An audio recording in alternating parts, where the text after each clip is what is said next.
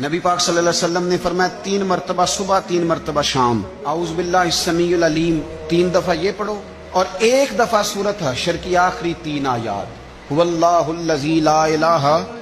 الا هو عالم الغیب والشہادۃ هو الرحمن الرحیم۔ اعوذ باللہ من الشیطان الرجیم ہے نا، اس کو پڑھنا ہے اعوذ باللہ السمیع العلیم من الشیطان الرجیم۔ فرمایا 3 دفعہ اس کو پڑھو اور 1 دفعہ سورہ حشر کی 3 آیتیں، 1 دفعہ صبح اور 1 دفعہ شام۔ صبح کیا ہے، شام کیا ہے؟ تو اعلیٰ حضرت بریلوی فرماتے ہیں صبح سے مراد ہے آدھی رات ڈھلنے سے لے کر سورج نکلنے تک، آدھی رات ڈھلنے سے لے کر یعنی تہجد کا ٹائم سے لے کر سورج اور شام کیا ہے، دوپہر ڈھلنے سے لے کر مغرب کی اذان تک،